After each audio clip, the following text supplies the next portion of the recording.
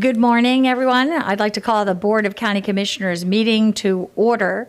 We do have everyone in person. I know Commissioner Smith is here and Commissioner Hagan downstairs. So rather than, I guess I won't do a roll call at this time, we'll go and going to have the pledge and invocation by our chaplain, Commissioner White. Commissioner White, you're recognized. Thank you, Madam Chair. We'll begin with the Pledge of Allegiance. I'll ask that you please stand at this time and attention, salute, pledge. I pledge allegiance to the flag of the United States of America and to the republic for which it stands, one nation, under God, indivisible, with liberty and justice for all. Heavenly Father, I thank you for those involved with the recognitions that we're going to have this morning, and pray that you will continue to bless those individuals and provide us with such outstanding service from our community. Pray that you will guide this board, our staff and stakeholders as we make critically important decisions this morning. And as always, I ask for blessings for our first responders and members of our armed forces. Pray that you will guide them and keep them safe each and every day. I ask for these blessings and give these thanks in your heavenly name. Amen. And Commissioner Overman, did you want to be recognized at this time? Yes, please. Thank you very much. This week, our nation lost a national hero when we lost General Colin Luther Powell. His legacy deserves respect and honor for his trailblazing contributions to our nation and the world, as well as being a Purple Heart recipient during the Vietnam War. His achievements as chairman of the Joint Chiefs of Staff and appointment as the Secretary of State of the United States shattered race barriers. General Powell made a lifetime of honorably serving our nation, and I wish to extend our prayers to his family.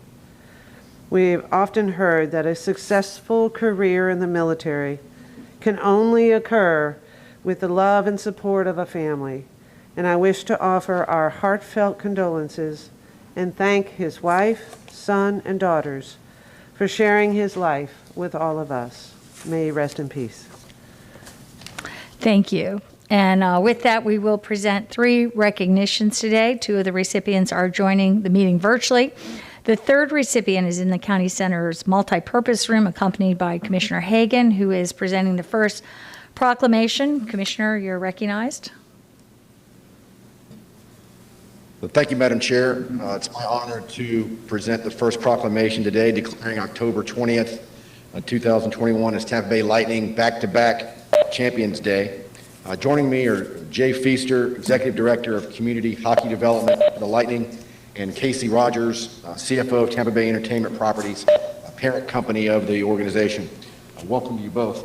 We also are blessed to have a third guest with us here that some of you may recognize, Mr. Lord Stanley here, who's been making the rounds in Tampa Bay over the last few months. It's my understanding we'll be going back to Toronto here, I think in the next week or so. But on July 7th, 2021, it was a truly historic moment for Hillsborough County. Tampa Bay Lightning defeated the Montreal Canadiens to win the organization's second consecutive Stanley Cup championship. This amazing franchise, under the guidance and leadership of owner Jeff Vinik, CEO Steve Griggs, General Manager Julian Breezewall, and head coach John Cooper, has proven itself to be a true force as it continues to strengthen its legacy in the annals of sports history. Facing immense challenges from the COVID-19 pandemic, the Bolts defeated the best and the toughest that the NHL has to offer with determination, courage, and a phenomenal sense of teamwork. In addition to winning the championship, the Bolts broke many records along the way. And it's my pleasure and honor to present this proclamation declaring October 20th, 2021 as Tampa Bay Lightning back-to-back Champions Day. And it reads, whereas in sports, greatness comes to those who combine dedication, work ethic, tenacity, and teamwork to strive for any goal, and one such team who exemplifies these qualities is the Tampa Bay Lightning. And whereas led by chairman and owner Jeff Vinik, who purchased the franchise on March 3rd, 2010, the Lightning are a National Hockey League powerhouse and a perennial Stanley Cup contender adored by legions of fans. And whereas during the 2020 playoffs, the Bolts spent 65 days in a tightly controlled environment in Canada with no family, friends, or hometown fans for support, but cultivated their collective skills and commitment to win the most difficult Stanley Cup championship in history over the Dallas Stars on September 28, 2020, the franchise's second NHL title. And whereas barely 9 months later, on July 7th, 2021, in the climax of a more traditional NHL season that saw fans returning to arenas, the Lightning defeated the Montreal Canadiens 1-0 to win the organization's second consecutive Stanley Cup championship. 4-1, this time in front of loved ones and Thunder's fans at Amalie Arena. And whereas with the Game 5 win, the Lightning improved to 15-0 immediately following a loss over the past two postseasons, the longest such streak in NHL history, and the team's 15th series win since 2015, a span that has seen no other team win more than 9 series. And whereas the Lightning became the first team since the Pittsburgh Penguins in 2016 and 2017 to win back-to-back Stanley Cup championships, and just the 9th team in NHL history to win consecutive cups. Whereas with their superior management, player development, and team construction, the Tampa Bay Lightning are the most impressive champion of the NHL Salary Cup era, demonstrating in impressive fashion, enduring challenging circumstances that indeed strikes twice and even 3 times. Now, therefore, be it proclaimed that the Board of County Commissioners of Hillsborough County, Florida, does hereby declare October 20th, 2021 as Tampa Bay Lightning back-to-back Champions Day in Hillsborough County, and congratulates the Lightning for winning its second consecutive Stanley Cup championship, firmly establishing the team's place as a dynasty in the history of the National Hockey League. Executed this 20th day of October 2021, signed by all 7 of the Board of County Commissioners. Congratulations on 2 outstanding seasons.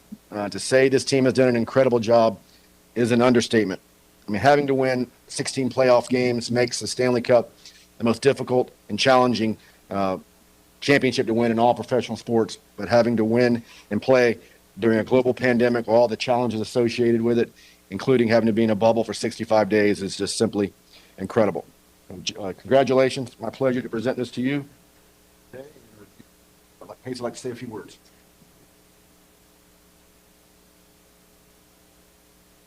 Thank you very, very much, Commissioner. We appreciate it.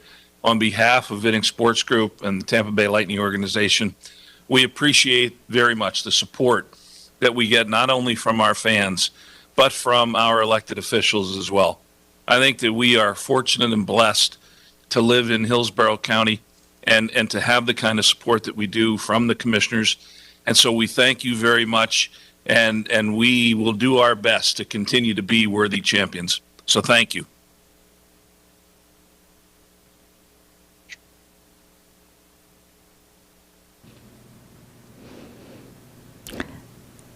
Thank you. We're just very pleased. As you know, we're all thrilled here in Tampa Bay and at the County Commission. We have an echo here. And we want to thank you, Commissioner Hagan. Thank you, Madam Chair. The Bolts, back to back, and we're hoping back to back to back to back. For many future years. Congratulations to you all. Our next recognition will be presented by Commissioner Myers. Thank you, Madam Chair. Is Callie Perry, Executive Director of the Children's Board, here with us today? I am, Commissioner. Thank you, and welcome. As anyone with children knows, the learning curve of new parents is steep. There is so much information to process, all while juggling the constant need of a baby. Particularly teaching the parents of newborns about safe sleeping conditions for infants is critical. In fact, more infants die in adult beds than anywhere else without control of their neck muscles. They are helpless. If they become stuck, anyone sharing a bed with an infant, adults, siblings, or even pets, can accidentally roll over, leading to tragedy. These deaths are 100% preventable. Stopping them is a priority of the Children's Board of Hillsborough County. The Children's Board Prevent Needless Death campaign is doing a tremendous public service by providing safe sleep education for parents and caregivers to prevent unsafe infant sleep practices. Simply put, their guidelines save lives. All people have to do is adhere to them. Children are our most precious resource, our hope for a brighter future. It is my sincere hope that this proclamation will raise more awareness about the serious issue and save lives. The proclamation reads, whereas Hillsborough County recognized that unsafe infant sleep is one of the leading causes of 100% preventable child death in the community, and safe sleep education for parents and caregivers safeguards the health and well-being of our most precious resource, children and families. And whereas, according to the American Academic Pediatric, infants are 40 times more likely to die in an adult bed than in a crib, resulting in 179 deaths in the Tampa Bay area since 2013. And whereas all family members and caregivers should be taught the ABCs of infant safe sleep, ensuring infant sleep A alone, on their B backs, and in a C crib. And whereas it takes a concerted effort among neighbors, nonprofit organizations, community groups, first responders, faith-based organizations, elected officials, schools, and businesses to be advocacy for safe sleep education. And whereas placing your baby cribs or a bassinet in the room with the parents while the child is an infant offers the same benefits of bonding without danger of co-sleeping. And whereas Hillsborough County values the efforts of Prevent Needless Death campaign, is providing ongoing education to prevent unsafe sleep death through community outreach, critical social awareness, and providing resources to teach parents life-saving skills. For more information, please visit www.preventneedlessdeath.com. Now, therefore, be it proclaimed that the Board of County Commissioners of Hillsborough County, Florida, does hereby declare October 2021 as Safe Sleep Awareness Month in Hillsborough County, and encourages all residents to make safe sleep a top priority and participate in activities that will advocate for programs that will keep all children safe, providing an optimum environment for healthy families and communities. Executed this 20th day of October 2021, signed by all 7 county commissioners. Ms. Parrish, would you like to say a few words? Yes, Commissioner Myers, I want to thank you and the other commissioners for recognizing Safe Sleep Month. This is a very tragic event that happens among families. It is 100% preventable. I sit on the child death review team, and every month we see at least one, and most months multiple deaths of infants that could be 100% preventable. We know that awareness and the public knowing, from the grandparents to caregivers, and of course parents, that this is ABC is necessary to keep our children safe. We have a campaign going now with Gas TV in all 53 zip codes in Hillsborough County for awareness to prevent this tragic event. And we thank you so much for once again coming to the aid of children and families in recognizing Safe Sleep Month. Thank you, Ms. Parrish. Let us remember our ABCs and save infant lives, and let us save the infants and enjoy their bundle of joy. Thank you, Madam Chair. Thank you. Thank you, Commissioner Myers. Our last recognition will be presented by Commissioner Cohen. Commissioner. Thank you very much, Madam Chair. I believe Dr. Patrick Hu, the new president and CEO of Moffitt Cancer Center, is with us this morning. Dr. Hu? Yes, I'm here. Thank you. Good morning. Welcome. Congratulations on your new position, and we are thrilled to welcome you to our community. Hillsborough County is indeed blessed to have some of the premier medical institutions in the state and the nation, and Moffitt Cancer Center elevates that status and leads the pack. It is a world-renowned treatment and research center that draws patients and medical professionals from all over for its breakthrough therapies and research that save and enhance lives. I could talk all day about Moffitt's impacts in Hillsborough County and far beyond. This preeminent community treasure is celebrating its 35th anniversary this fall. Actually, the mission began a few years before that. In 1978, H. Lee Moffitt, then a Florida state representative, first started talking to community leaders about having a cancer center right here in Hillsborough County. The legislator faced significant odds, including a myriad of approvals required by state and regional healthcare agencies and the need for a large financial commitment from a budget-conscious state legislature and governor at the time. A cancer survivor himself, Moffitt, who went on to become the Speaker of the Florida House of Representatives, got it done with the help of local community leaders, and here we are today. We are immensely proud to present the following proclamation. It reads, whereas Moffitt Cancer Center was created by the Florida legislature in 1981, construction began in 1983, and Moffitt opened its doors in 1986. And whereas in 1997, Moffitt Cancer Center earned a National Cancer Institute Cancer Center Support Grant, and by 2001 had received the prestigious NCI designation as a comprehensive cancer center.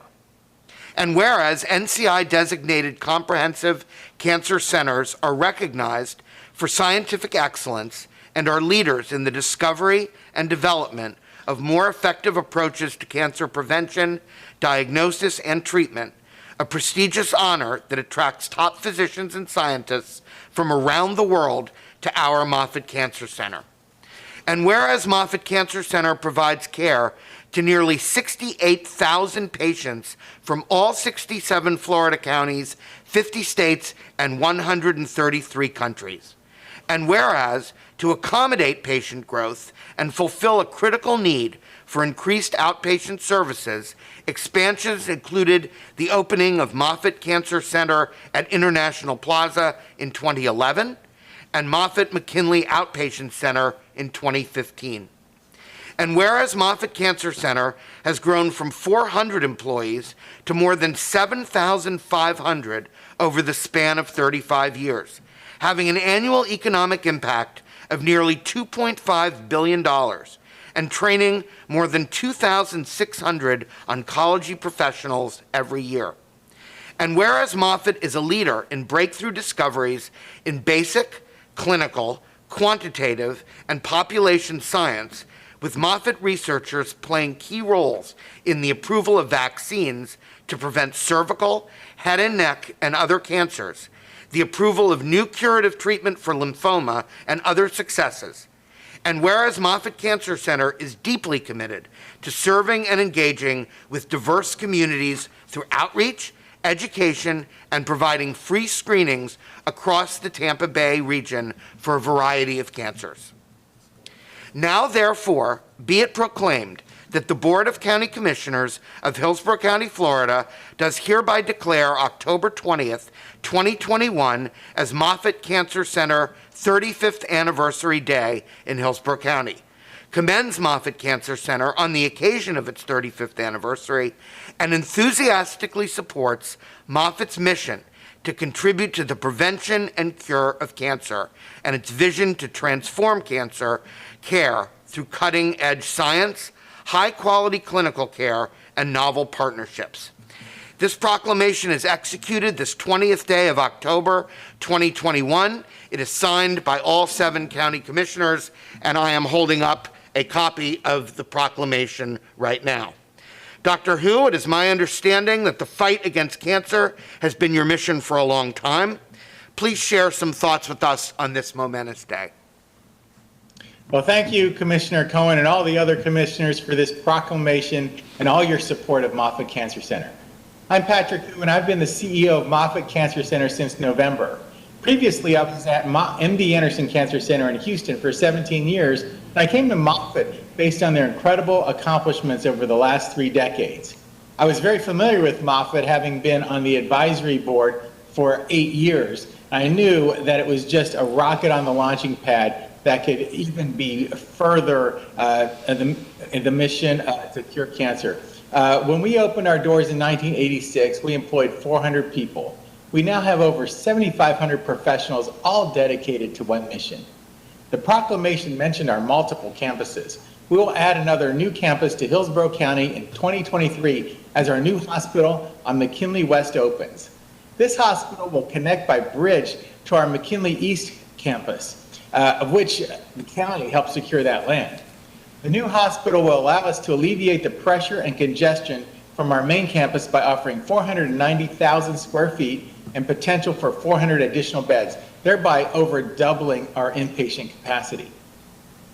We appreciate the 35 years of support from Hillsborough County. This partnership has been integral to our growth and in allowing us to increase our impact by helping more patients and accomplishing our mission, taking care of patients today, giving them cutting-edge care in a world that's increasingly complex in terms of cancer care.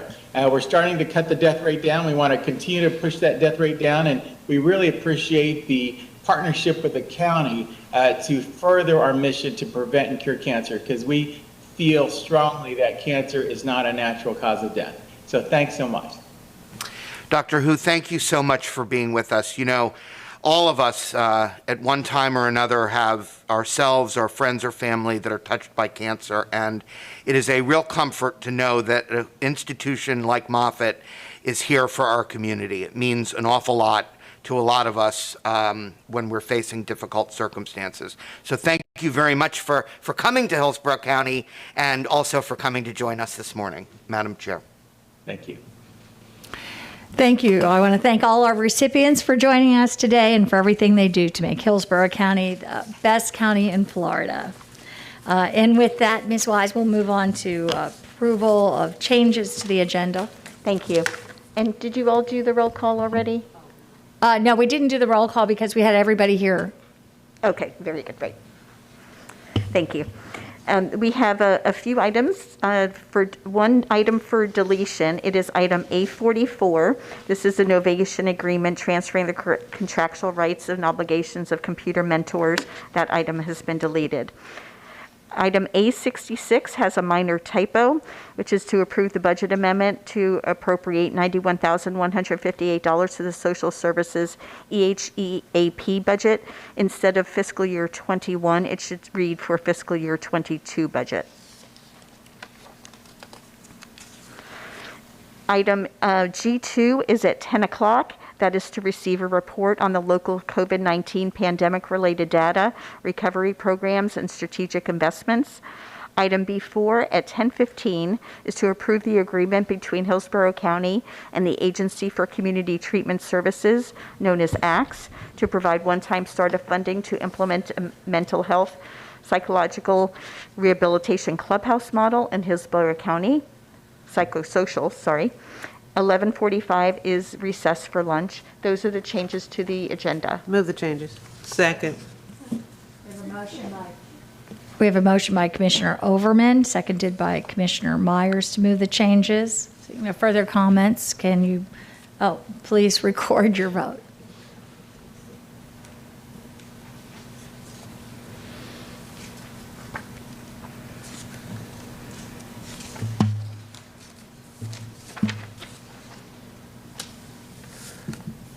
Is it not helping? We're warming up the board. Yeah, because mine is not doing it. There you go, there you go, there you go. Motion carried 7-0. See, we got it working. Had to wake it back up. Okay, and with that, we will move on to public comment, my statement this morning will be longer than the public comment. The board welcomes comments from citizens about any issue or concern. Your opinions are valued in terms of providing input to the board members. However, it's requested at the same time when you address the board that comments are not directed personally against a commissioner or staff member, but rather directed at the issues. This provides a mutual respect between the board members and the public. The board has set aside a 45-minute period in the morning immediately following changes to the agenda for public comments. At the discretion of the chair, the board may again hear public comments at the end of the meeting. Anyone who wishes to speak virtually or in person during the meeting may do so by completing the online public comment form found at hcflgov.net/speakup. The form is open for public sign-up 48 hours prior to the start of the meeting. An option is available to notify whether comments will be provided virtually or in person at the meeting. Additionally, in-person speakers will be able to sign up on-site via kiosk or smartphone the day of the meeting. For participants who wish to speak virtually who have completed the online form, an audio call-in number will be provided to you after the form is received by the county. All speakers will be required to provide their name, email address, telephone number on the online form. The information is being requested to facilitate the public comment process. Sign-ups for both virtual and in-person public speaking opportunities for public meetings and public comments close at 9 a.m. on the day of the meeting. The chair will call on speakers by name in order in which their requests to speak have been received. Prioritization is on a first-come, first-served basis. The boardroom and the multipurpose room are designated for speakers only. Those who come to County Center to watch the meetings and not speak will be accommodated in the lobby area. Only the first 12 in-person signups will be allowed in the boardroom for public comment. Anyone speaking in the boardroom must wear a mask. The multipurpose room will be available for residents who signed up to speak after the first 12 people have registered, or for those who cannot wear a mask due to a medical condition. Speakers are asked to leave the boardroom or multipurpose room after sharing their comments with the board. All virtual speakers will be muted upon joining the meeting and will be unmuted after they're recognized by the chair by name. Up to 3 minutes is allowed each speaker, and I have one signed up speaker, Richard Corey.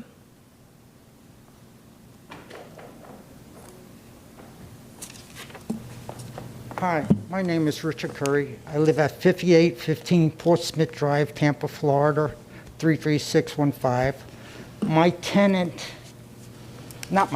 My neighbor next door, I got like 3 pamphlets to give. I'm obsolete, okay? I was left back in the 3rd grade because of my spelling, my vocal cords were damaged and all. So I have a problem with computers. My neighbor next door built a 4-foot wall up. We live on a lot, 50 by 100, on a canal. So the land goes up and then it goes down. Madam Chair, may I ask that the clock be stopped and ask a question? Sure. Do we have an Elmo in here? Okay, am I still talking or what? No, we're stopping the time, and we're seeing if we could see whatever your diagram is. And Madam Chair, if I may ask him a question, sir, do you have additional copies of that, did you say?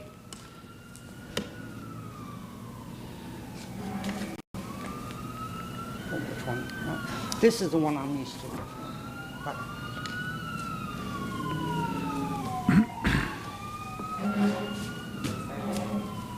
Sir, did you say you have additional copies of those materials? I got 7 pages.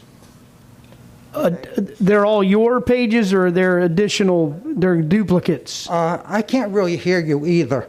Okay, these are pictures of the property and what it looks like. When she built the 4-foot high wall, 41 feet long, 18 feet wide, the water is going into my property, right? The dirt is going into my property. She didn't get the variance. I should not be here because she didn't get the variance on, to build that, to get to my fence. Okay?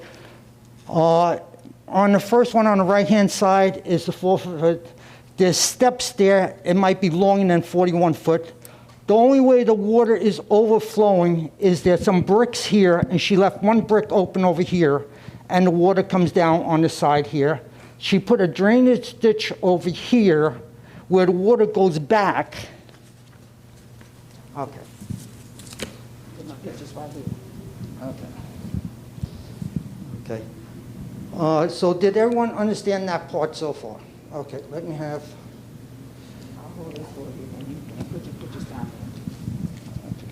Where's page 2? I'll go right on top of that. Page 2.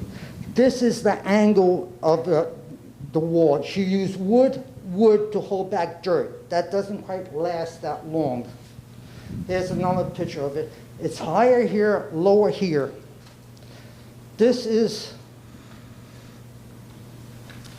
what most of the property looks like. It goes up and then it goes down into the canal, right?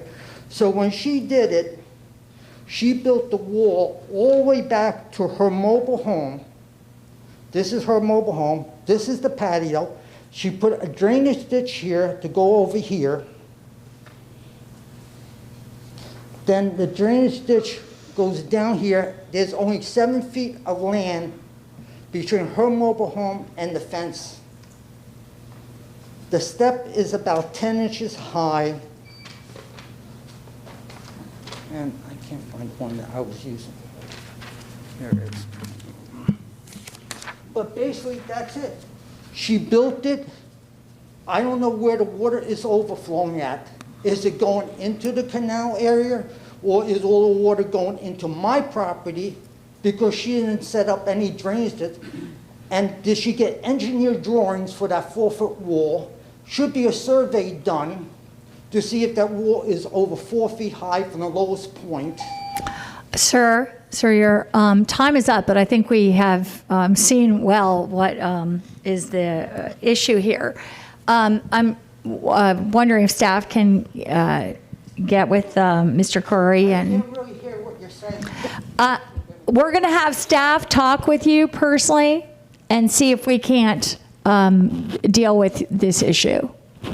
So we'll have staff meet with you.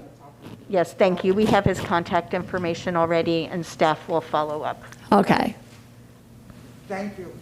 Thank you for coming.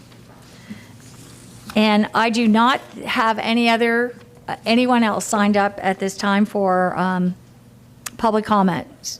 So I think we're going to close public comment at this time, and we'll move to the consent agenda. Move to approve.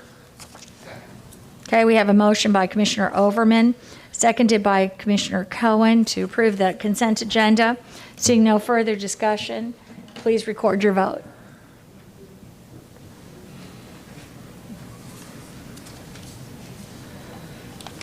Motion carried, 7-0. See, that was a lot faster. Okay. And with that, we'll move into our regular agenda. Ms. Wise. Yes, Madam Chair. The first item is item B1. This is to approve the budget for the county's tourist development plan for fiscal year 22 and 23 as recommended by the Tourist Development Council. Ron Barton will take us through this item. Good morning, Commissioners. Ron Barton, Assistant County Administrator for Economic Prosperity. Agenda item B1 asks the board to approve the resolution as presented, adopting the county's tourist development plan for FY22 and FY23. It also asks for the board to allow us to execute an agreement with Tampa Bay Convention and Visitors Bureau, DBA, Visit Tampa Bay, as well as Tampa Bay Sports Commission. Those agreements are part of the agenda package as well. This plan was adopted and recommended by the Tourist Development Council on their meeting on August 12th.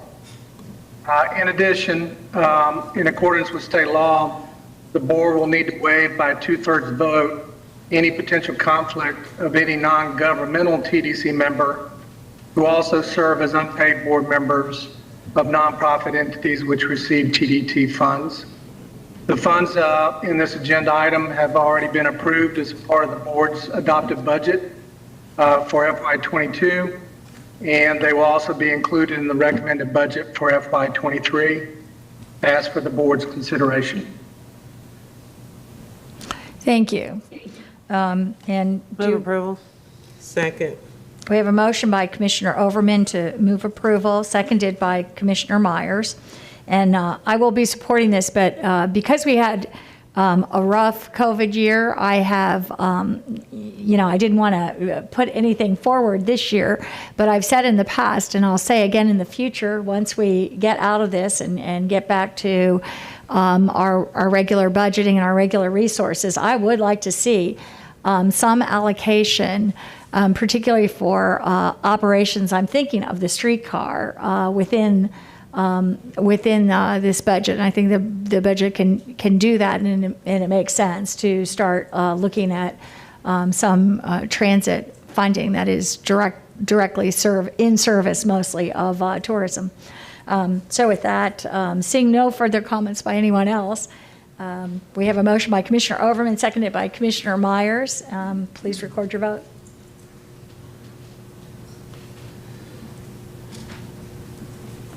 Motion carried, 7-0. Thank you. Ms. Wise. Thank you. The next item is the annual performance appraisal for Christine Beck, County Attorney. That's item B2, and Ivy Martin will take you through that, and she will also take you through item B3, which is the performance appraisal process for Peggy Caskey, County Internal Auditor. Good morning, Commissioners. I'm going to share my screen with you, and if you wouldn't mind letting me know when you're able to see that.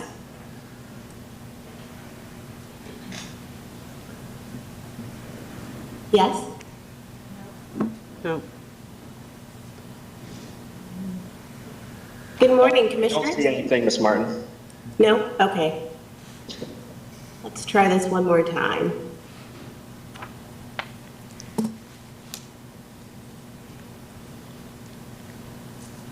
Okay, something's loading up, so it looks like it's gonna be working now. There we go. Okay. There we go. Perfect. Good It morning, almost is Commissioners. perfect. And just to make sure I'm sharing the right screen, just can you confirm that you're able to see the rating sheet for Miss Christine Beck, County Attorney? Yes, we can.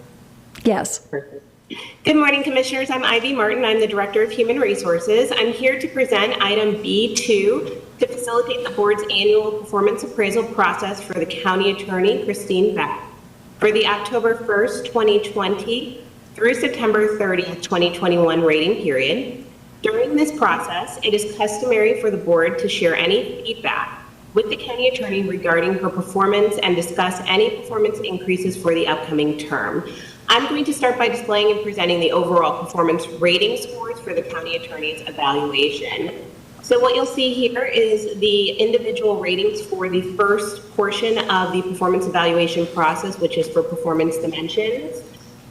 Ms. Christina Beck received a 4.9 in the performance dimension of strategic management. For leadership, she received an overall 4.6 rating. In the dimension of judgment and decision-making, she received a 4.9. In the dimension of financial resource management, she received a 5.0. She also received a 5.0 in the dimension of responsiveness, and in the dimension of communication, she received a 5.0 overall. That brought her overall average rating on the performance dimensions to a 4.9. Moving on to the second component of the performance evaluation process, it discusses the overall performance objectives. And I will review those ratings as well. For objective 1, for focus on customer service, Ms. Beck received an overall 5.0. For fiscal responsibility, she received a 5.0. For objective 3, for responsive and responsible employees, a 4.9. And then for objective 4, focus on core mission, a 4.9. And so an overall average rating on the performance objectives of 4.95. And I will stop sharing my screen at this time and turn things over to the board, where it would be appropriate for the board to share any feedback that they may have related to Ms. Beck's performance. Thank you. Commissioner Overman, you're recognized. Thank you, Chair. Every once in a while we get a chance to celebrate someone who has actually stepped to the plate and really led in a great way. And I just want to tell you, Ms. Beck, how much I appreciate your leadership with all the elements of your team.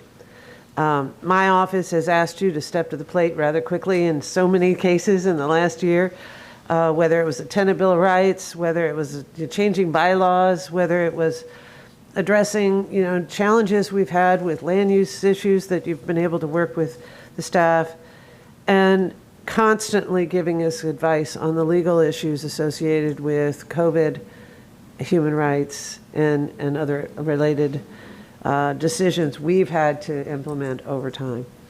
I have complete faith that if I need help when it comes to legal issues, that my office is going to have the support that it needs to make the right decisions and make sure that we're respecting not only our roles and responsibilities, but also the rights of those residents that live within Hillsborough County. So thank you for your work, and I wanted to make sure that you knew that. And since it wasn't really well written in my part of the report, I just wanted to make sure that you heard that and make sure the public knows how hard it is to do all the things that you do, and how much I appreciate the work that you do. Thank you for those comments, Commissioner. They're very much appreciated. Commissioner Myers? Thank you, Madam Chair. Ms. Beck, thank you for all of your stellar leadership.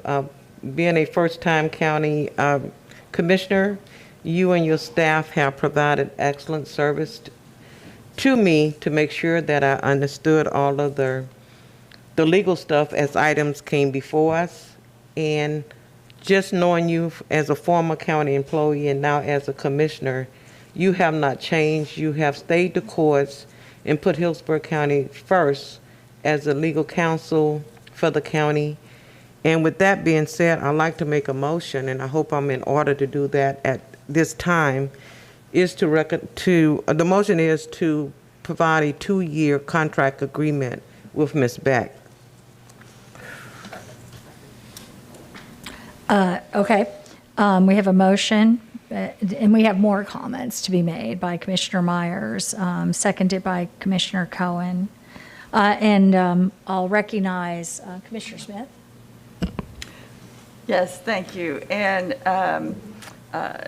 there is so much that this county has achieved over the last year in challenging times that our county attorney and staff is integral to, but just quietly in the background where nobody might recognize. But when we have done, we've really been making some progress and changes in things from land use to dealing with COVID pandemic, but some major things, all of which take the review and careful work by our county attorney and staff to, from the kind of a watershed moratorium and extension of that in the South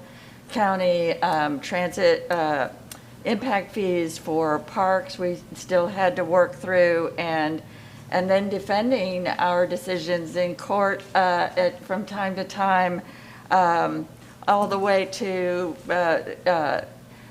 making major changes in the structure of our Arts Council, which I sit on the Arts Council, and I think those changes are really for the better, but took a lot of work from our county attorneys. The fertilizer ordinance we'll be bringing forward soon was a lot of work. I mean, everything we do, we make the policy, and then the county attorneys make it work.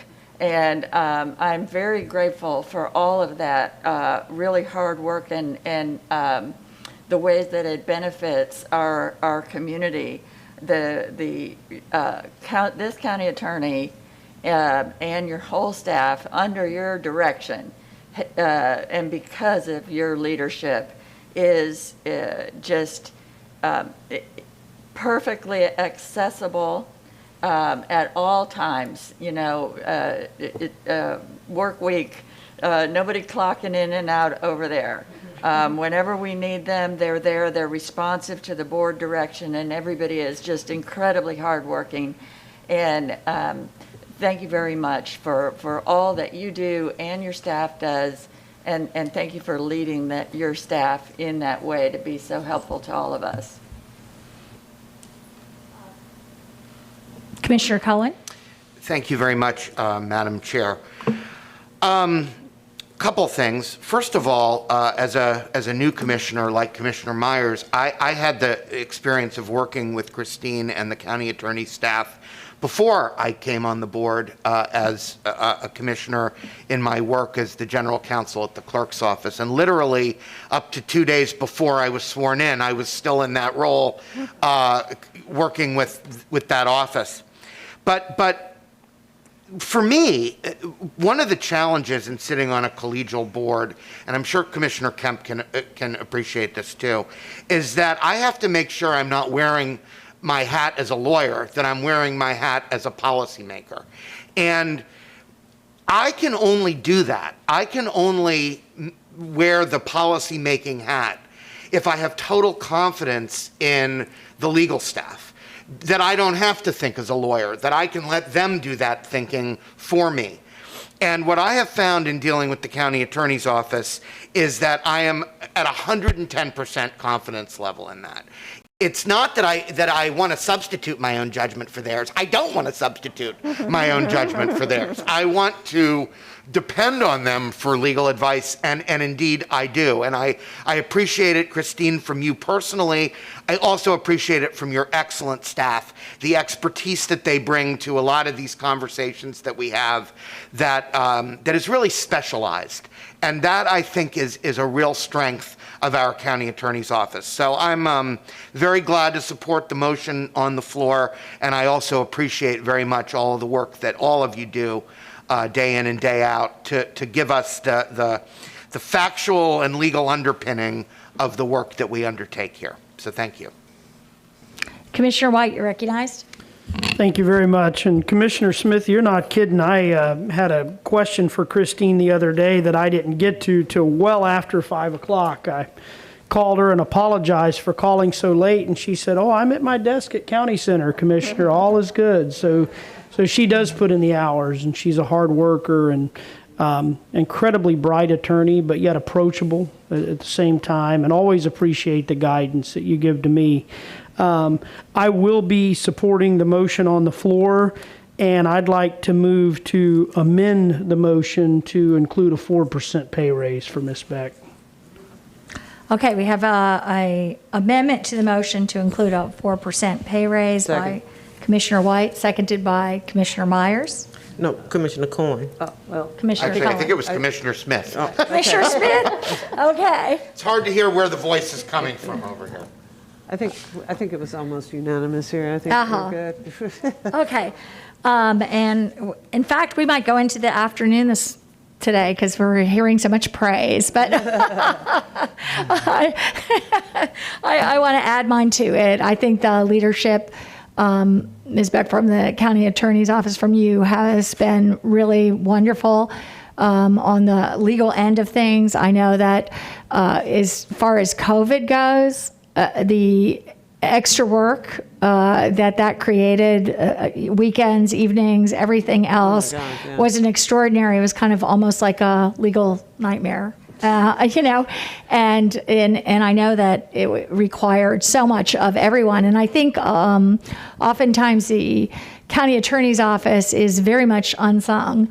And I know I've been guilty of it myself, where there's been something that the county attorney's office has been very involved in helping with. I think about some items in particular, like the ferry or other items that you're kind of the office is the unnoticed, unsung piece of it. That's extraordinarily important. And there has been those challenging legal issues like the moratorium, very unique.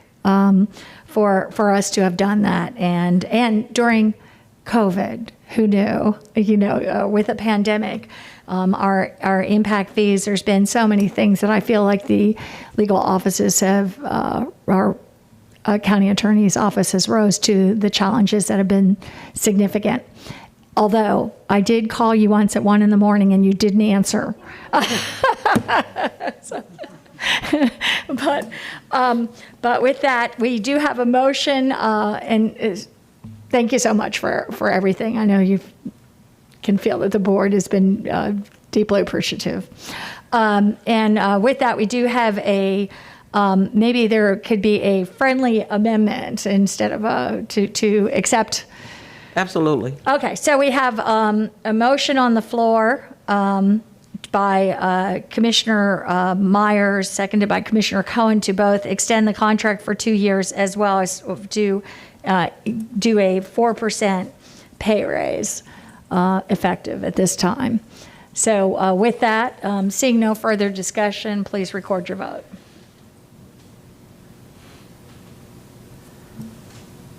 Motion carries 7-0. Thank you. May I just make a couple of comments? Well, we'll give you a minute. You can't tell with my mask that I am smiling very widely and very appreciative from the bottom of my heart. It's an honor to serve this board, and I really want to emphasize that it's the hard work of the people on the 27th floor and their dedication and their experience in specific areas of law, but with an overlay of local government and everything that brings, and being ready, willing, and able to assist at any time, particularly during this pandemic. I couldn't be more proud of them and want to thank them formally for all of their support and dedication and good judgment and good legal advice, but I also very much want to thank this board. It's a pleasure and an honor to serve you. Thank you. Great. And with that, Ms. Wise. Thank you. The next item is item B3. This is the annual performance evaluation for Peggy Caskey, and Ivy Martin will go through that as well. Hello again, Commissioners. I'm back to present item B3 to facilitate the board's annual performance appraisal process for the County Internal Auditor, Peggy Caskey, for the rating period of October 1st, 2020 through September 30th of 2021. During this process, just a reminder again, it's customary for the board to share any feedback with the County Internal Auditor regarding her performance and to discuss any performance increases for the upcoming term. I will start by displaying again the overall rating scores and reviewing those for the board. I'd just like to confirm that you all are able to see my screen. Yes, we can. Thank you.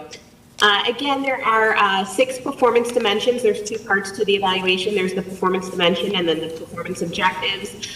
For performance dimension 1 in strategic management, Ms. Caskey received a 5.0.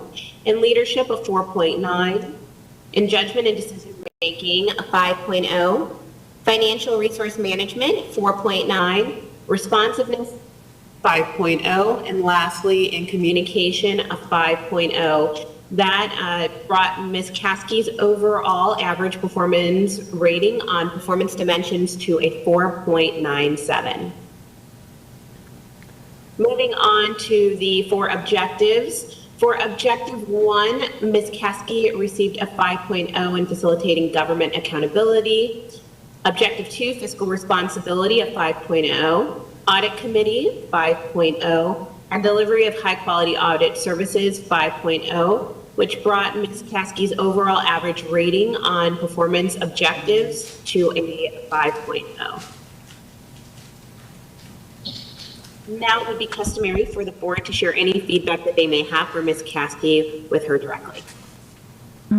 Thank you, Ms. Martin. And with that, we'll move to Commissioner Overman. Thank you.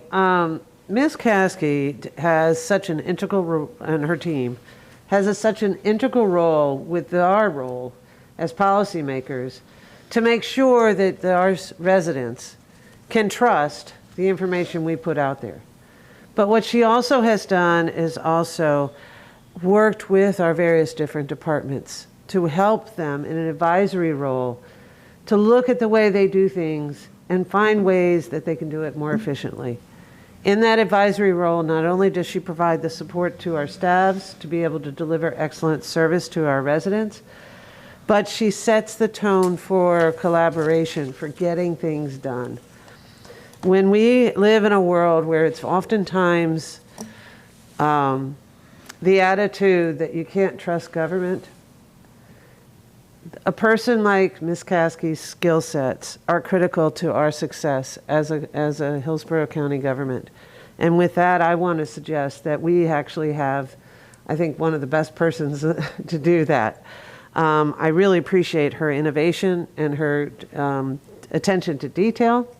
And I'm very comfortable with the idea that I know that when those audit reports come through, that we can trust them as leaders of this county. So thank you very, very much, Ms. Caskey, for the work that you do, and for all of your team members that work not only for us, but also the clerk's office, which is critically important. Thank you. Thank you. And Commissioner Smith. Thank you. You know, an internal auditor position can be tricky, and yet it's so necessary that we continually review our county's operations throughout a myriad, broad spectrum of departments, and look for ways to improve service and operations along all kinds of lines. And it's because of Ms. Caskey's personal attitude that she brings to the internal audits that makes them free of politics, free of the feeling of judgment, but that she's able to bring our departments and employees together when they come under her review with an attitude of we're all working together to just take a look and see where we might improve things. And it's not a matter of blame, it's a matter of how we can do better. And I believe it's her attitude that inspires our employees and staff and departments to do better. And it's a remarkable talent, you know, to go in and audit a department and have it all come out transparent in the sunshine under review by the commission, and then have people turn that page and move forward to make change. A lot of times people don't like change, but this is how we do it. So I just agree with Commissioner Overman that I don't know how we could have somebody more perfectly suited to do this job and really bring the best out of all the departments that she reviews. She's always accessible, responsive to board direction, and just super hardworking, and in the end, super credible with the reports that she provides, because there's so much real work and data and objective review, subject matter experts, whatever it takes to be brought into the process. So we are very fortunate to have Ms. Caskey in charge of our internal audits, and I appreciate her very much. Thank you, Commissioner. Thank you. Commissioner Myers? Thank you. I concur with Commissioners Overman and Smith, so therefore I move that also that Ms. Cassidy receive a 2-year contract and a 4% raise. Okay, we have a motion by Commissioner Myers and seconded by Commissioner Overman. And I just will add to that, I've very much appreciated, worked with Ms. Caskey for several years now.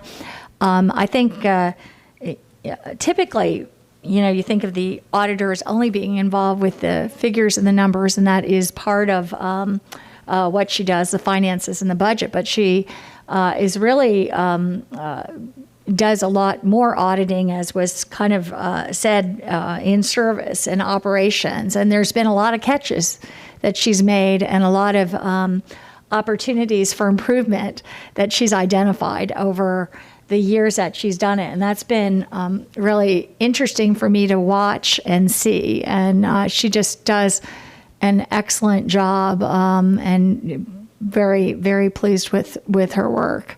And so with that, we have a motion on the floor to extend her contract for 4 years and do a 4% pay raise. A motion by Commissioner Myers, seconded by Commissioner Overman. And seeing no further. 2-year contract. 2-year contract. Did I say 4? I did. Okay, 2-year contract and 4% raise. She was about to do a happy dance. 24-year contract. And with that, we'll please record your vote. Commissioner, if I could please say. Motion carried 7-0. Thank you. 7-0. And go ahead, Ms. Caskey. I'm like Christine. I just have a fabulous team behind me. I think it's the best team I've ever had. And I just want to say that, although I got some very good ratings, I could not have done that without my staff. Very dedicated, very hardworking, and they're always willing to step up to the plate of whatever challenge may come their way. So thank you all very much for your kind words today. I very much appreciate that. Thank you. Thank you. Thank you so much. And with that, we will move on to our next item, Ms. Wise. Well, perfect timing, because it's now 10 o'clock, and we can move to our 10 o'clock time certain item, item G2, which is to receive a report on the local COVID-19 pandemic and data. And with that, we have Tim Dudley, Director of Emergency Management, and Dr. Holt from the Florida Department of Health to present this item. Good morning, Commissioners. I'm Tim Dudley, Office of Emergency Management Director. I'll be providing a brief update on current COVID operations. Last week, Mr. Dudley, this is Glenn with Communications. Can you go to your display settings and switch the settings there, the display? Swap. There you go. Thank you. All right. Thank you. Sorry about that. Last week, positivity rates of rapid tests at county test sites averaged 5.2%. Hillsborough County and the city of Tampa Run testing sites account for around 28% of testing results within the county. And Hillsborough County closed the site at Palm River due to lower demands for COVID testing.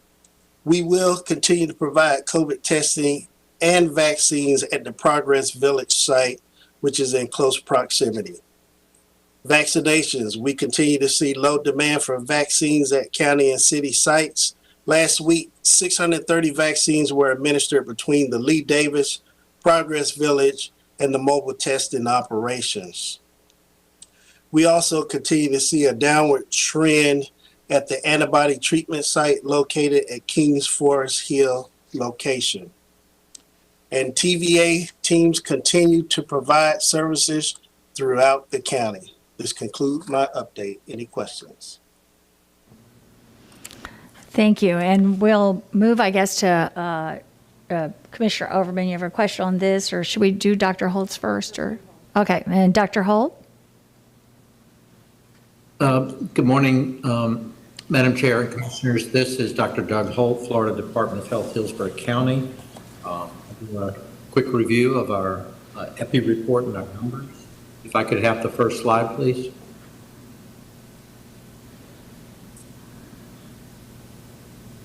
Stand by.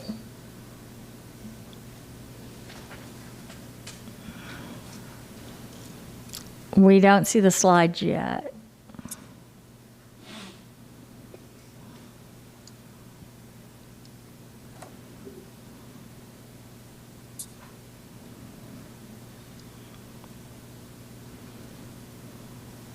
Thank you. Actually, next slide, please. Just as a reminder, this is our combined rate of the average 7-day cases per day and the 7-day average positivity. The top one is over time since the pandemic began. And as you can see, the three peaks representing the three stages we have received as far as our surges. The bottom one is looks just at the most recent month. Our current cases per day are 7-day average 211. That's a 5% decrease, and as you can see from the red line, the slope is slowing, and that's totally to be expected because as lower you go in the number of cases, you're seeing the decreases are going to be less. with that. Our positivity has dropped significantly also. It is now below 5%, 4.8. Next slide. This is the one we use to sort of compare ourselves across the state and the region. It takes into account our population size. It's the 7-day average case rate per 100,000, separated Hillsborough, Pasco, Pinellas, and the state. As you can see, we're all really converging and on the verge of going at or below the 10 cases per 100,000, which designated as entering our yellow zone. So we are still in the orange, as I called it, below the peak, the hot zones, but very close to entering the yellow period zone. Next slide, please. We continue to look at the rates of by ages in the younger ages. And I think we've seen that early on, or in that early July forward, we saw very differences between the two, between the ages, and they have now really merged together, and no real significant difference between the number of kids per 100,000 that are getting infected across these age groups. Next slide, please. The hospitals seen decreases continued for both the emergency room visits for COVID-like symptoms and inpatient admissions, and such that we have stopped our weekly calls with the hospitals. They're really converting more to normal operations, which are still quite busy, but the COVID is not impacting the way it was. Next slide, please. And this is our vaccination. As you can see, we continue to have a very slight increase from week to week. If the a little over 40% of our residents are now fully vaccinated with both 2 doses, 5% are vaccinated with the 1 dose. So we have a total of 45.6% fully vaccinated, and 3% of those have gotten a 3rd dose. Next slide, please. And lastly, we continue to look at the ages. We do see some increases in the lowest, but overall, they really are fairly flat and not seeing a big increase in vaccination really across any of the ages from a week-to-week basis. With that, that concludes my presentation. I'm available for questions. Thank you. Commissioner Overman, you're recognized. Thank you, and thank you, Mr. Dudley and Dr. Hold, for your reports today. I think the chart on number 2 that showed the trend long-term where we've seen valleys and peaks occur should remind us that when we work together on fighting this pandemic, it goes well. Our numbers are falling. We are seeing more people masking and taking precautions, and more younger people actually getting vaccinated. But it's important for us to remember there's still 222,000 children that haven't gotten a vaccination yet. And while we've seen a decline in those showing up at our vac sites, it does appear as though we may have an answer for those under the age of from 11 to 5 soon. Dr. Holt, have you gotten an update on where we stand with that so that we can plan accordingly on whether or not we close any sites that would offer vaccination for the children in that age once they become eligible? We're making progress actually setting up support for those that are willing, just like we did before in a TDA style, if the numbers warrant it. And fortunately, we've actually seen a number of our private schools reach out to us to try to schedule some events. I think there is demand out there, and we're going to respond when we are aware and when we're notified of that. Okay, so I keep hearing information that would suggest it's not too far away. So the good news is we are seeing an increase in younger vaccinations. It's frustrating that we still have 400,000 residents within Hillsborough County that have not gotten a vaccination. But it's great to see that those that are doing everything they can, they're masking, keeping distance, and getting vaccinated are helping reduce the incidence in our community, and that really makes a big difference. I just urge those that haven't, that can get a vaccination to get that done, because we're going to use a lot of resources to get another 200,000 children vaccinated as soon as that vaccination is available. And thank you very much for all your work in the report. Are we seeing, or do we get information from our partners in vaccination? Since, we've seen a decline at our sites, but are we getting the reports from, say, the pharmacies and the doctors and the hospitals where vaccinations may also be available? Yes, ma'am. Since all of the people no matter where they give the vaccine, report, excuse me, into the Florida SHOT system, we can track the number of doses that have been given in retail, which we sort of refer to as our pharmacies, our medical systems, those hospitals and clinics, and then the public sites. For literally the last month or so, close to 90% or more are being given in the retail setting. Excellent. So the report that we hear from Mr. Dudley is locally our provision of those services, as opposed to your last slide on slide 7 that reports all of the vaccinations that are done in the area. Is that correct? Yes, ma'am. The total number of vaccines that we are recorded just in the past week, as an example, is about 21,000 doses given. 18,500 were in retail and Excellent. Excellent. And that's why our numbers are falling. It's great to see. So thank you very, very much for your report. I appreciate it. And Commissioner Cohen, you're recognized. Thank you, Madam Chair. And thank you, Dr. Holt, for what is obviously and undeniably good news in terms of our numbers. I wanted to ask you a little bit about the third dose or the booster, because I have to tell you, I follow it pretty closely, and I'm very confused right now as to what the guidance is related to who is supposed to get a booster and when, and whether or not the guidance is different for the different vaccines. And I wondered if you could just very briefly take us through what the state of play is in terms of recommending people get that third dose.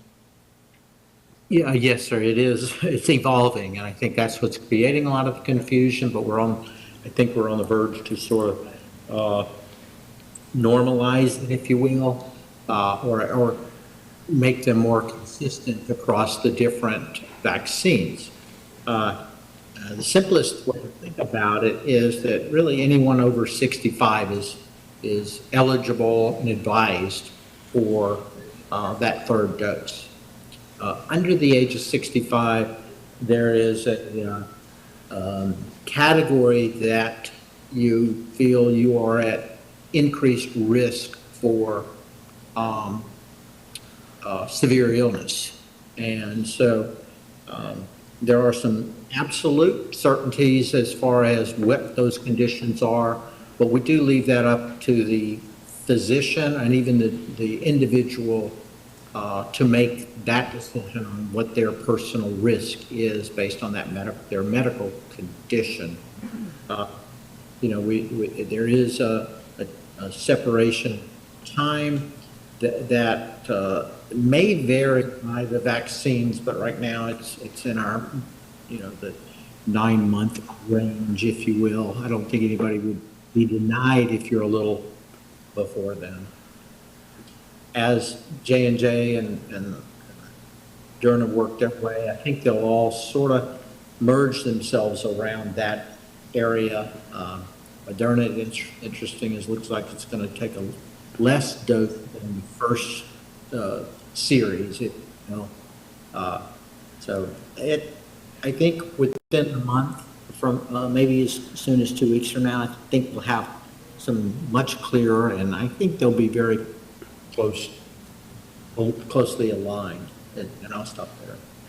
Well, I'd like to ask you in the future, as this material becomes more clear and more available, to please include it with your regular reports to us, because the further we get away from when people got vaccinated, the more people are going to be considering whether or not they ought to take that next step. And I think it would be helpful if we can have as clear information as possible to communicate to people as to how they should evaluate themselves for that third dose, and whether or not that evaluation changes based on which vaccination they received, because it does seem to me that there's a lack of clarity. I mean, I understand what you're saying about leaving it up to the individual to make that decision for themselves, but we've got to give people some guidelines that they can evaluate their own circumstances against,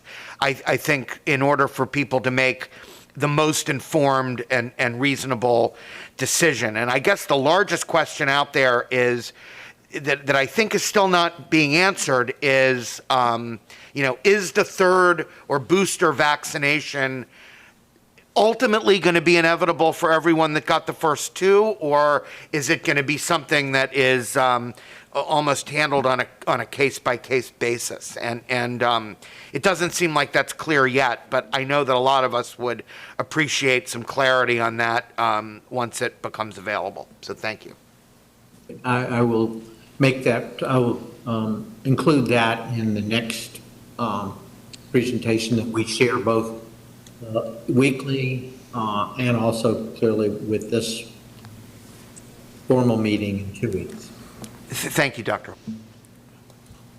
Thank you. And I know for myself, I have followed almost religiously the positivity rates since March 2020, almost on a daily basis, a weekly basis, always waiting for them to be below 5%, because initially when this pandemic started, that was kind of considered the improvement zone, where you're getting safer. And I know at one time, New York City managed to get down to 1%. But since March 2020 to the present, here in Hillsborough County, if we did, it was maybe for a few days that we managed to get below 5%. And I just waited and waited.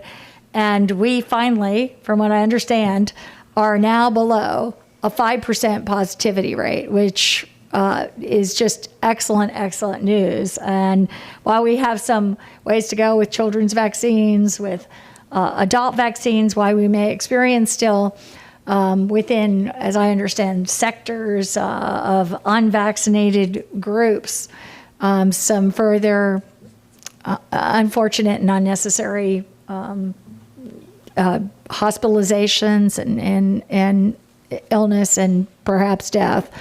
For the most part, this is just such excellent news. So I appreciate, while we've been getting these great updates on the meetings. I know for a while we went to consent and had this on a regular basis come through our consent agenda. And I think that we're at a point now where, but for maybe specific items that a commissioner wants to bring up or get answered, we could maybe put this back on our consent agenda. I think that might be a good place in the future for our COVID reports. I agree. Commissioner Cullen. I'd like to ask that we get a presentation on sort of the state-of-the-art advice on what people ought to do related to that third dose, because I think there's still a lack of clarity around that. And maybe when it becomes clearer, that could be something where we could have a special item on, or some, it might be a while before we get some clarity on some of these things, because it's not usually at the local level that clarity comes. So, but with that, we will move on to our next item. Ms. Wise. Thank you.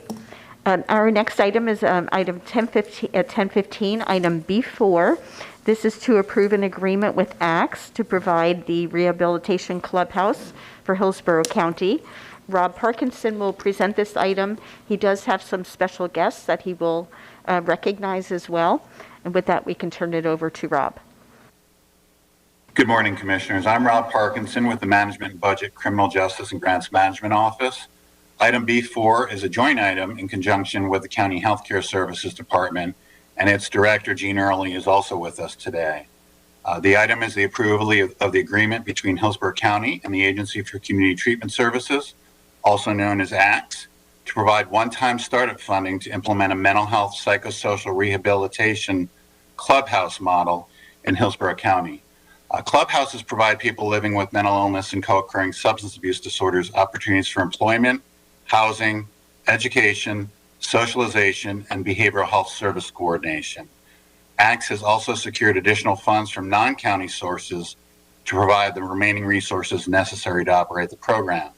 Funding for this agreement is included in the Management and Budget Department's FY 2022 adopted budget. There's been a substantive amount of community collaboration and problem solving to bring this project to fruition and ensure support from the public, nonprofit, and private sectors. A number of those key stakeholders are present with us today, and I'd like to take a moment to acknowledge their participation on this most worthy of efforts. Representing the Public Safety Coordinating Council is Chairperson Julianne Holt. Representing the Hillsborough County Behavioral Health Task Force is Chairperson Brad Harriman. Representing the Hillsborough County Healthcare Advisory Board is Chairperson Dr. John Curran. Representing the Agency for Community Treatment Services is its Chief Executive Officer, Asha Terminello. Representing Central Florida Behavioral Healthcare Network is its Chief Operating Officer, Larry Allen, its Community Manager for Hillsborough County, Karen Barfield, and its Chief Executive Officer, Linda McKinnon. And representing Baycare Health Systems is Vice President of Behavioral Health, Gail Ryder. I'd also like to take the opportunity to thank Sheriff Chad Chronister, State Attorney Andrew Warren, again, Public Defender Julianne Holt, and the Tampa Police Department, who all sent staff to the Pinellas County Clubhouse to assess the program and subsequently support its replication in Hillsborough County. The staff's recommended board motion is that the agenda item B4 be approved. And the stakeholders are aware that there's been significant amount of community interest and excitement for this project. So Ms. Terminella and I would be happy to take any questions the board may have. So with that, we'll take any questions. Move approval. Commissioner Overman, you're recognized. Did you want to say something? Yes, I do. Yes, I do. Well, go with, since you said move approval. Okay. We have a motion to approve. Do we have a second? Second. Excellent. Okay. Commissioner Overman, seconded by Commissioner Myers. Okay, go ahead. Excellent. As a member of the Public Safety Coordinating Council and a fan of the advocacy of HOPE, I am absolutely thrilled to see the collaboration among all of the stakeholders that Mr. Parkinson just brought up. Have worked very hard and bring this to fruition, and I am thrilled to see us move forward on this. So that's why my motion to approve. Thank you. So we have a motion by Commissioner Overman, seconded by Commissioner Myers. And I'll just say I know that staff, I've seen very much staff work very hard on this. I know it's been a lift to move it forward. And I very much appreciate the ACTS program, but all the work that's been done as well internally here to make this all possible and to get a clubhouse in Hillsborough County. It's a great victory, and HOPE, I know, has worked on it as well, moving it forward. So this will be a good program for Hillsborough County. And with that, seeing no further comments, if you could please record your vote. Motion carried 7-0. Thank you. Thank you, Commissioners. Ms. Wise. Thank you. We can now go back to the regular agenda, and we can move to item B5. This is a procurement item. This is an agreement for ongoing and as-needed safety and mobility improvements within the county's right-of-way, and Director Scott Stromer will present this item. Good morning, Commissioner. Scott Stromer, Procurement Services. Item B5 is asking the board to award and execute a 2-year agreement with the overall lowest responsible bidder, David Nelson Construction Company, for ongoing and as-needed safety and mobility improvements in the rights-of-way throughout the county for the Capital Programs Department at a total cost of $10,761,222.51. A disadvantaged business enterprise program participation goal of 15% was established for the project, and the recommended vendor has committed to achieving a higher goal of 21.29%. Procurement Services Department does recommend approval. John Lyons, the county's Public Works Administrator, is available to provide a summary of the program and answer any questions the board may have. Thank you. I do not see any questions at this time. Move approval. Second. We have a motion by Commissioner White and seconded by, I think, Commissioner Smith and Commissioner Myers. Is that correct? And seeing Commissioner Smith, you're recognized. I'm sorry? Oh, okay. And do Mr. Lyons want to say something at this time? I can, Commissioners. This is a variety of projects that you all approved as part of the capital improvement program. We'll be building some new sidewalks near schools and some school circulation projects as well. So it's very important for the safety, and appreciate your support on this item. And Commissioner Smith. Thank you. And we have a lot to be proud of here. I think I'm very excited about it. This is money that will be well spent on largely the Safe Routes to School projects that we have all been wanting, and so many of our constituents have been asking for. But it took me a while to figure out that that's what we were doing from the back up here. I spent some time this weekend pouring through the 345 pages of, materials like culvert pipe and thermoplastic, and, it was all kind of in pieces of materials here, and listing of small components through another 20 pages of milling valve boxes and stuff. So it was hard for me to get in and figure out the big picture and this, in the summary. But when I did, I was able to find that we are really spending this money on the kinds of safety, Vision Zero, sidewalks, and principally the Safe Routes to School priority that this board has brought forward from our constituents. So, but I would leave a suggestion with that I have been making to the administration that, in future, these items come with a couple of pages at the top of kind of a summary of what what we're doing in a way that is easier to understand, not only for us, but for the public who may be looking at this, and so that we can all go out and explain to our constituents, yes, the stuff you're asking for is being prioritized, and we are moving forward on it. So thank you. Commissioner Overman, you're recognized. And excellent. We have talked about for quite some time about having sidewalks around our schools and how critically important. So it's great to see that this helps move that needle forward. But what's also great to see is that there wasn't a goal of having a disadvantaged minority, disadvantaged women business enterprise participation rate of 15%. And actually, the vendor has offered a 21.29%. So not only are we doing what we can to improve the safety of our communities, but we're doing it with the goal of making sure that all of our community benefits from the work that needs to be done here. by creating jobs in a community that needs an opportunity to thrive and to be successful. So kudos to our staff for really helping recognize how to help our partners get it done. And I'm very proud to see that we're getting this done today. So thank you very much for all of our work, including staff and the vendors that are going to get this work done. It's really excellent news. And I don't know, Commissioner Smith, you had all weekend to do 340 pages. So I don't understand exactly what you're complaining about. But I just want to say that I think it was an excellent suggestion, which I had heard that you had made to do summaries on this, and also the fact that you volunteered to do them it's pretty amazing.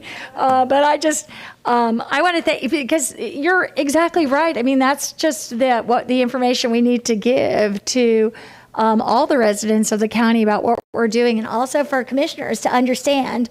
And this has been in Hillsborough County, there's just too many places where there's a 2-mile walk that is required under the state. They won't provide buses for anyone that lives farther than 2 miles away, or is within a 2-mile zone of the school, which I think is, I hear that the state legislature that they're looking at that, but I think is crazy, especially considering the conditions. And even if not, I mean, just the rainwater and the 2-mile walk to school. But that walk has been extraordinarily dangerous for kids, just as we've seen hair raising, cars speeding by, no crosswalks, and parents who have actually lived very close and have driven their kids to school just to get them across the street. I mean, it's just crazy. So this will save lives, but it will also, not subject kids to deadly walks to school sometimes that we've had. So we'll get moving on this, and this is good news. And I think the summary is just an excellent idea. And so very, very much appreciate all your work and suggestions. Thank you. And seeing no further comments at this time, can we please record our votes? Motion carries 7-0. Ms. Wise. Thank you. And if I could just, I appreciate the comment, and we don't want you to have to pour through 340 pages. And just as a staff, we are really trying to work on our agenda items to make them clear. They're sometimes very complicated, and so we want to really address the why in our agenda items. And so I want to give big kudos to Charlene, who's really working with our directors and all the people, the many, many people who write our agenda items throughout the departments, to really look at the agenda items really from a fresh look. So thank you. The next item is item B6.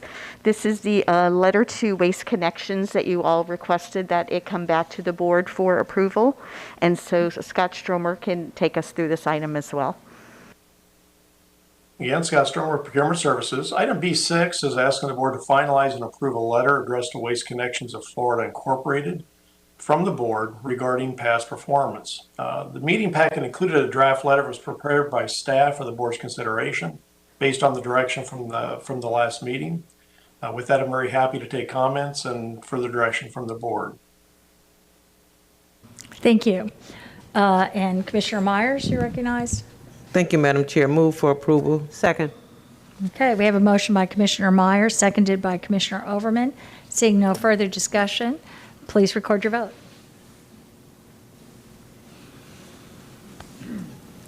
Motion carried 7-0. Ms. Wise. Thank you. The next item is item B7. This is an interlocal joint project agreement with Tampa Bay Water for construction of the new water delivery pipeline. Beth Shanella will take us through this item. Good morning, Commissioners. Beth Shanella, Director of Water Resources Department. Item B7 requests the following. Approve an interlocal joint project agreement with Tampa Bay Water for design and construction of a new water pipeline to the county's new point of connection located at the Agmart property, and to approve the initial deposit of funds for design services in the amount of $1.5 million into the Tampa Bay Water Project escrow account, as well as a total not to exceed project amount of $66.2 million as stated in the agreement. The agreement includes provisions for Tampa Bay Water to utilize the county's disadvantaged minority, disadvantaged women business enterprises program for all project procurements. Tampa Bay Water previously completed a bid for processing for professional engineering services for the subject project, and the awardee, Stantec, committed to achieving a 26.8% minority business goal. Funds to the initial deposit are budgeted in the Water Resources Department fiscal year 21 CIP budget. I'd be happy to answer any questions. Move approval. We have a motion to move approval by Commissioner White, seconded by Commissioner Smith. And Commissioner Cohen, you're recognized. Thank you very much, Madam Chair, and I'll be brief with this. This is an excellent thing that we're moving forward on here. Commissioner Smith and I had the chance to vote not once but twice on this at Tampa Bay Water. The reason it came back was because the county insisted that the minority business program provisions be stronger, and that was an excellent improvement to this. This is outstanding. We should all be supporting this, and I'm sure we will. The reason I wanted to speak, though, is because we are getting into a situation at Tampa Bay Water where we are starting to have some very difficult and complex questions raised related to our reclaimed water policy. And it's not just about today, it's really about what we are willing to commit to over the next 30 years in terms of who has what rights to reclaimed water and what the value of the reclaimed water is.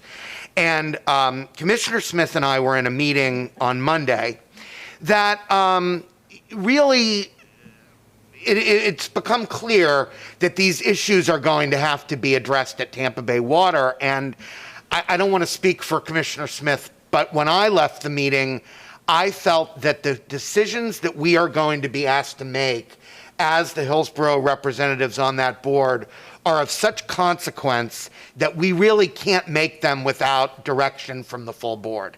And I wanted to just alert everyone to the fact that, at least I think we both think, that we are going to need a workshop to discuss reclaimed water fairly soon so that we can explain what some of these unfortunately very complex questions are that we're going to be asked to address, and make sure that when we go back to Tampa Bay Water, we have clear direction from this board as to what your feelings are about these policies, because the rubber is really meeting the road at Tampa Bay Water over the next couple of months, and how we behave is going to affect water throughout the entire three-county region for a generation. And probably by the end of the year, we're going to have to make some pretty tough decisions. And I wanted to just say that a workshop, I think, I've discussed this with the administrator,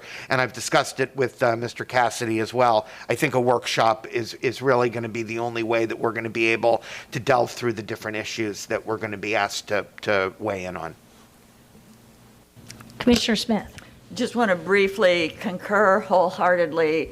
I also mentioned this in my briefing with Ms. Beck this week because it's clear that while we work with Tampa Bay Water in a regional way to get the best deal for everyone there, that's going to we're going to have to be negotiating the best deal for Hillsborough County at the same time, and the best plan and the best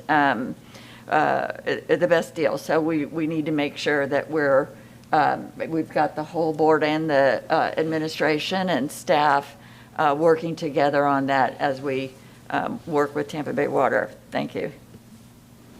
Thank you. And Commissioner Overman? Yeah, I just have a quick question. We have, obviously you've spoken with staff about scheduling for a workshop, but we have a really crowded calendar between now and December.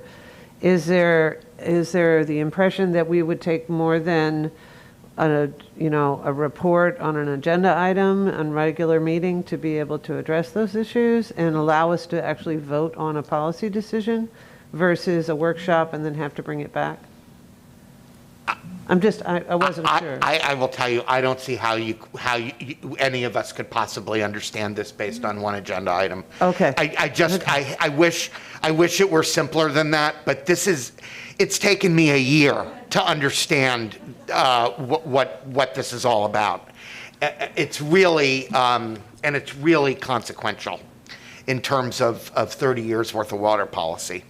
Okay, so with that answer, has the staff identified a target date to date? Because we will, obviously, if this issue is as pressing as it is, as well as important as it is, we want our public to know when those things are going to occur. I have not yet tried to look at the calendar, working with the clerk's office. If it's a workshop and we could do it virtually, even if you're not going to vote, but we could still discuss the many items, it does make the scheduling a bit easier. Okay. And, for everyone's convenience. So we'll attempt that first, if that's okay. And I think we can get that scheduled more quickly. Yeah, in fairness, I just mentioned this to the administrator yesterday, and it was really our Monday meeting, I think, that was the catalyst for this, because it was the first time where there was really significant disagreement, I think, on the board of Tampa Bay Water, and the disagreement appears to be breaking down a little bit regionally. So I think it is going to have to be soon. Excellent. Thank you. Thank you. If I could, I think it's really would be best to start with a workshop, because it's going to take a whole lot of information presented to bring everybody on board before we could possibly take a vote anyway. And I just want to say I appreciate both of your service on Tampa Bay Water. I was on Tampa Bay Water for a year, and this was in the early ripening period. So I could see that at some time in the future there would be some big decisions to be made, and I can totally imagine it can't be a board item that it took me a year and I left without figuring it out exactly, but we weren't quite at the point of the starkness that I see it evolving into, and I'm trying to keep up on it a little just to see where it was going. But it is, as you said, Commissioner Cohen, generational, not even generational, but I mean, for the entire future as we move forward, it's a big decision point that we have to move forward with. So I think that is well taken. And with that, if we can, Ms. Wise. Thank you. Our next item is item G1. This is a staff report to receive a report regarding the existing building recertification program that the board asked us to present to you. Adam Gormley will go through the report that he provided. Did we vote on that? No, you did not vote on that, apparently. I thought we voted on it and then you were making the point afterwards. I'm sorry. Okay, so we have a motion by, I believe it was at Commissioner White and seconded by Commissioner Smith. And seeing no further discussion, please record your vote. Good call. Motion carried 7-0. Thank you. Ms. Wise. Thank you. Now we can go to item G1, which is the report regarding existing building recertification program. Adam Gormley with Development Services will present this item. Good morning, Commissioners. Adam Gormley with Hillsborough County Development Services. Item G1 is a report on an existing building recertification program or concept. The board asked for this report in response to the partial collapse of the a residential tower in South Florida called Champlain Towers. The tower was located in Broward County, and both Broward and Dade counties do have a existing building certification program. The board asked that we use that as a starting point of looking at this program, and I'm going to briefly run through what those two programs entail. What they generally require is that after a building has reached 40 years in age, with some exceptions on size, that the building be recertified as being safe and structurally sound, both for the structural elements and for the electrical systems in the building. Those inspections are performed by engineers or architects, and the inspections yield a report that identifies either the building is safe and in safe condition, or identifies necessary repairs to bring the building back into a safe and satisfactory form. The programs provide timeframes for performing those repairs, and there are enforcement sanctions if those are not complied with. We'll note that the Broward and Dade programs, the Dade program has been in place for some time. The Broward a bit more recently, but was based on the Dade program, do both have fairly low thresholds for buildings that are subject to the recertification program. In Miami-Dade, it is 2,000 square feet or less, with some exceptions, and 3,500 square feet, or more, 3,500 square feet or more in Broward County. We have looked at these programs and have looked at the potential for replicating some type of inspection program for Hillsborough County. In looking at this, we've recognized that there are several groups who are looking at this issue, notably the Florida Building Commission, working with the International Code Council, is in the process of drafting a model reinspection program that could be an adoptable document. It is a work in progress. I'd say that effort is focusing on some of the variables that exist throughout the state that may affect the integrity of buildings, including what type of occupancy it is, what type of environment it's in, whether it's subject to flooding or significant exposure to salt air, as well as the soils on which the structure is built. This is something that we are monitoring. I think the crux of this is looking at identifying some reasonable practices to ensure that buildings are safe for continued use and occupancy. I will say that the county does currently have a property maintenance ordinance that requires that the buildings be maintained in a safe manner, structurally sound, and in compliance with the Florida Building Code. What the reinspection program element has is a mandatory inspection element to it, at least as it's presented in Broward and Dade. We are watching the progress of the state efforts, as well as any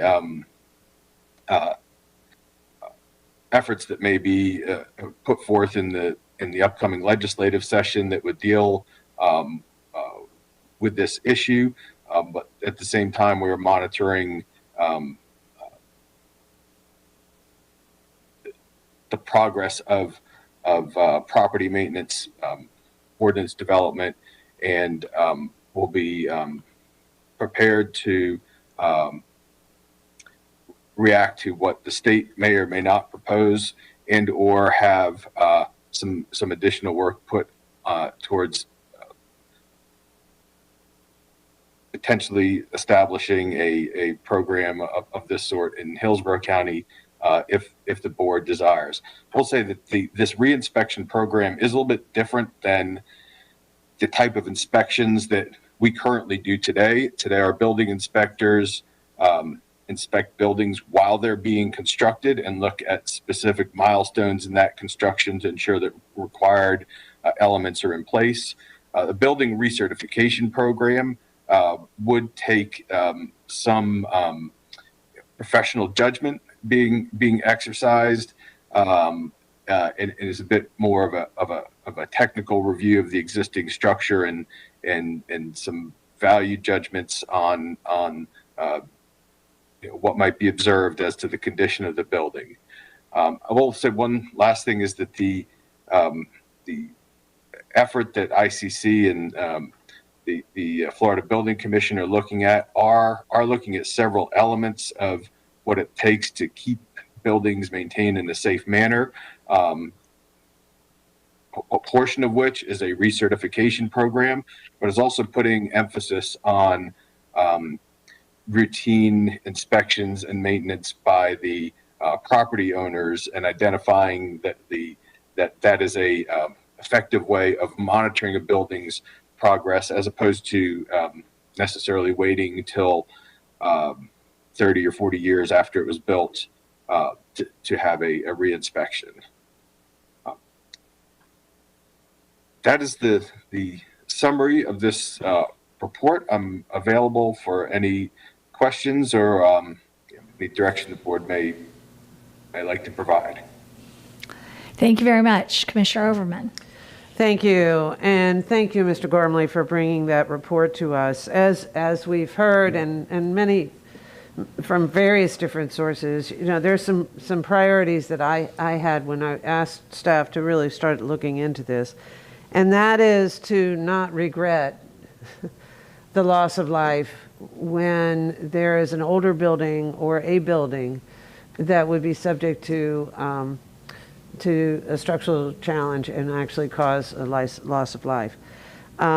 Obviously, there's some good work being done around the state to address it with the Florida Building Commission, as well as the working group that's looking at these particular issues. But the element associated with actually a recertification is important to take into consideration. And while we may see some legislation proposed, that legislation wouldn't become available to Hillsborough County citizens until July, with the session coming for next year.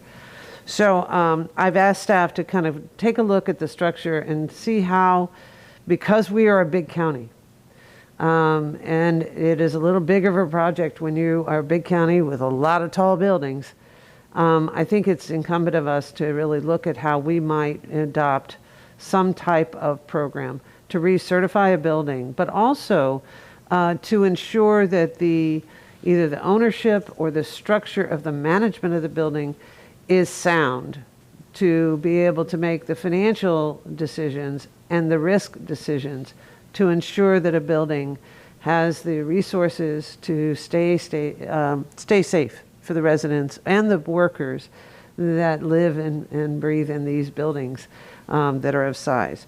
So I just want to thank Adam for the work that he's done.